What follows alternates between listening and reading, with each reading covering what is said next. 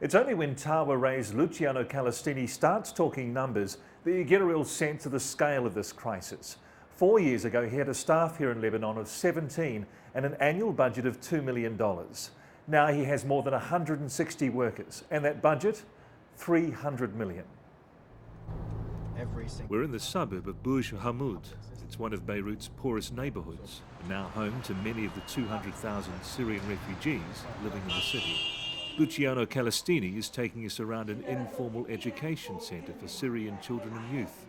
Amongst these 9, 10 and 11-year-olds are new arrivals from war ravaged Aleppo and Raqqa. You've been here 2 months, Mohammed said, and so you've made all these new friends here. Some of these children have been out of school for years. While programs like these are nurturing and encouraging, they're not a long-term solution.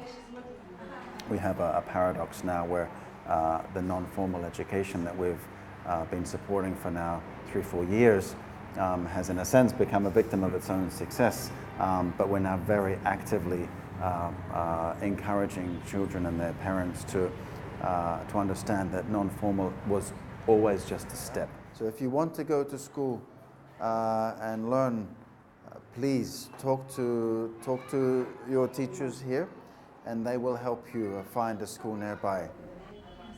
Around 160,000 Syrian children and youth already attend Lebanese public schools. Luciano's seemingly impossible mission is to double that intake in an already overstretched schooling system within 2 years. Luciano's 20-year humanitarian career has taken him to some of the most challenging parts of the world, from South Sudan to Kosovo, Iraq and Afghanistan. He says nothing compares to the scale of this crisis, where he's now tasked with doubling the size of an already overstretched schooling system. What if we could find a school where the director is nice? Logistics aside, it's a huge social upheaval for these children, something Luciano knows too well. He was 6 when his Italian parents moved to Wellington, where he was one of only 3 migrants at a school.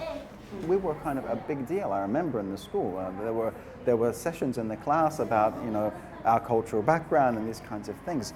Transpose that onto a situation like Lebanon, that is hosting what would be the equivalent of the entire population of New Zealand moving to Australia over 3 years. I mean, it's extraordinary. Luciano is a passionate advocate for education. He says once you have it, it can never be taken away. This is not about charity, and it's not about being a do-gooder. It's a very clear economic investment into the future of this region. A Palestinian friend said to me a little while ago, if you think education is expensive, you should try ignorance. It's a job fraught with setbacks and obstacles, but one he says he feels compelled to do.